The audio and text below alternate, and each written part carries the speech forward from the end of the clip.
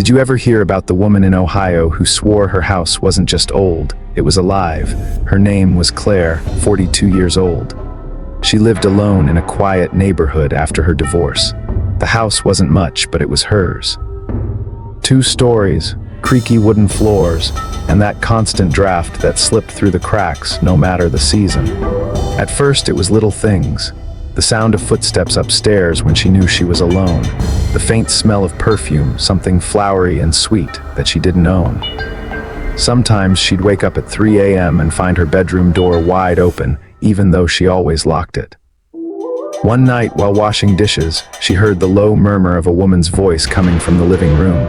When she turned off the faucet, it stopped, only silence. Claire told herself it was the pipes, maybe the neighbors.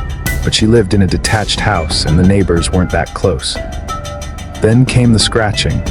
Inside the walls, slow and deliberate like fingernails dragging down plaster. She called an exterminator, but he found nothing. No rats, no termites, he said. House is clean. By the end of the week, she stopped sleeping in her bedroom. The voices had grown louder, whispering her name. Claire, sometimes she'd see movement in the corner of her eye, a figure standing at the end of the hallway, too tall to be human, vanishing when she looked straight at it. The last straw came one stormy night.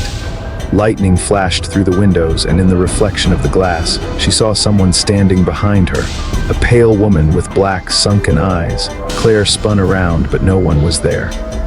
When she looked back at the glass, the figure hadn't moved. Still standing behind her, that was the night Claire fled the house. She never returned.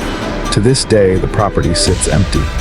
The neighbors say they still hear her screaming some nights, long after she left. So, if you ever find yourself living alone in an old house, pay attention to the whispers in the walls, because sometimes the house isn't empty.